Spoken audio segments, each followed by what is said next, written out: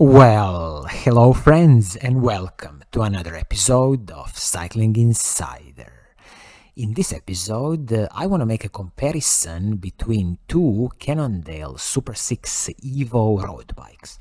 So on one hand, you have a SuperSix Evo 1 with a retail price of $6,500, and on the other hand, you have a SuperSix Evo 2 road bike with a retail price of $5,500. So my question is, why would you go ahead and buy the Evo 1 bike when you can definitely buy the SuperSix Evo 2 bike?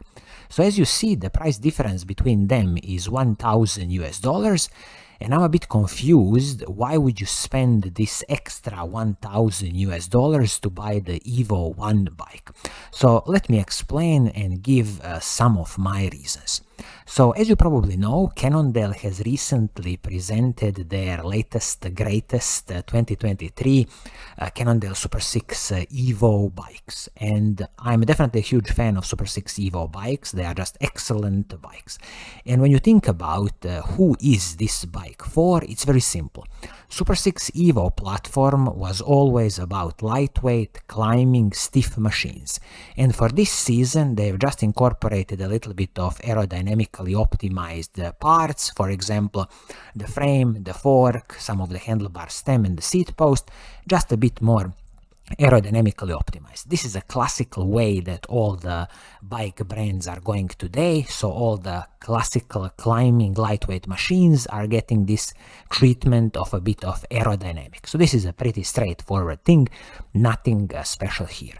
Now when we are diving into these two bikes, let me tell you this. So when you look at the SuperSix Evo 1 bike, the more expensive one, there's only one paint scheme to choose from. So this is this Mystique Grey. Okay, I admit it's a beautiful paint scheme, looks very nice. But on the other hand, when you look at the SuperSix Evo 2 with retail price of $5,500, you immediately have two paint schemes to choose from. One is this very classical, totally blacked out bike with a hint of silver, and then again this beautiful deep teal paint scheme with a hint of purple pink and a hint of yellow. Just a stunning paint scheme. So immediately I'm a bit confused why Cannondale didn't offer two paint schemes also on this Evo 1 bike when the starting price is already $1,000 more.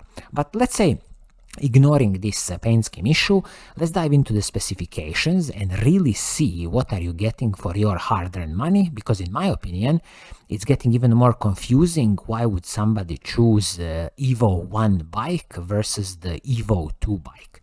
So when you kick off with the frame and the fork on these two bikes, they are absolutely the same level. So the frame is a carbon fiber, Evo carbon fiber level, and also the fork is the Evo carbon fiber fork. The frame comes with a lifetime warranty from Cannondale, standard stuff. Also it has an internal cable routing, 12mm through axles front and the back, and also for the 2023 season the new thing is the 68mm BSA threaded bottom bracket on both of these bikes, which is always excellent, easy to service. Your local mechanic will love you. And also I have to mention here that there are flat mount disc brakes front and the back on both of these frames. So when you look at the frame sets, as I said, it is the same level of carbon fiber they are using here. So this is what Cannondale would call their Evo carbon fiber level on these two bikes. Okay, so we have established that the frame sets are absolutely the same. So now let's look at the drivetrain of these bikes. So the Evo 2 version, the cheaper version, comes with the drivetrain from Shimano Ultegra Di2. So this is electronic group set, 12-speed group set from Shimano Ultegra, so shifters front mech and the rear mech, absolutely superb group set from Shimano, electronic group set. And I will just mention here that it is a semi-wireless group set, so shifters and the front mech communicate wirelessly, and then you have a connection between the front mech and the rear mech with a cable. But all in, adding the crankset, adding the chain, everything is Shimano Ultegra, so crankset 5236, the chain Shimano Ultegra, and also the rear cassette Shimano Ultegra 1130. So in my opinion, superb electronic group set from Shimano. There's absolutely no complaints here. On the other hand, Evo 1 bike, the one which is more expensive, comes with the SRAM Force XS group set. So I admit here that this SRAM Force XS is the newest, latest 2023 edition of the SRAM Force group set, and it is a fully wireless group set, so absolutely no cables. Again, 12-speed group set, comes with the SRAM Force crankset 4835, and also the rear cassette is the SRAM XG1270 cassette 1032 cassette. So again, I mean, superb wireless group set, and the only thing I would mention here is it seems to me that Cannondale doesn't include a power meter with this SRAM Force group set. And why am I saying this? When you look at the SRAM Force group set, let's say sold separately, you have two options. You can buy the newest SRAM Force wireless group set just as a total crank set, which will cost you 330 euros, which doesn't include a power meter. And on the other hand, you can buy the crank set, which includes the power meter on the crank set, but then it will set you back 443 euros. From everything I'm seeing here on the SuperSix Evo 1 bike, I don't think this crankset comes with the power meter. If you know something different, please do let us know in the comments below, but it seems to me that Cannondale didn't include the SRAM power meter here, Quark power meter here on this crankset, which in my opinion is a bit disappointing, because again, you are paying $6,500 for this. Okay, so we have established the difference between the drivetrains.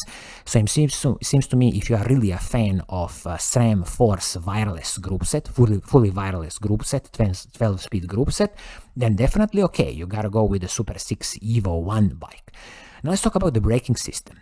So the more expensive bike comes with the SRAM Force hydraulic disc brakes, 160mm braking rotors front and the back, SRAM Paceline rotors. Again, superb braking system, I absolutely have no complaints here. On the other hand, the cheaper bike, the Evo 2 bike, would come with the Shimano's Ultegra hydraulic disc brakes, 160mm rotor front, 140mm rotor back, and these are the Shimano's MT800 Shimano XT braking rotors. Again, a superb hydraulic disc brakes from Shimano. The only complaint here I would have, why not include again 160mm rotors at the back? But when it comes to these two braking systems, really, it's very hard to notice any difference. Both of them are going to work perfectly fine. So again, it's just your own preference. Do you like the Shimano system or do you like the SRAM system? Okay, so we are moving on now to the wheel set, and here we have a bit of difference with these two bikes. So the more expensive bike, the Evo 1, comes with the hologram 50 RS carbon fiber wheel set. So 50mm rim height, 21mm inner width, and here when it comes to the hubs, hologram sealed cartridge bearing hubs, and these are based on the DT Swiss 350 internals. Again, it seems to me perfectly fine, superb carbon fiber wheel set, no problems here. When you look at the cheaper bike, it also comes with the hologram, in this case 45R carbon fiber wheel set. Specs here say it's again 50mm deep. Maybe that's a mistake, maybe it should be 45mm deep, but the inner width is the same, 21mm, and also the hubs are hologram sealed cartridge bearing hubs. These ones, it seems like, are not kind of based on the DT Swiss 350 hubs, so maybe it's just a little bit level below. But again, it's going to be very hard to notice any substantial weight difference between these two carbon fiber wheel sets. And also, if this wheel set on the cheaper bike is not based on the DT Swiss 350 hubs, okay, I can give it a bit of, leeway here, but again, the price difference with these two bikes is like $1,000, which is just huge.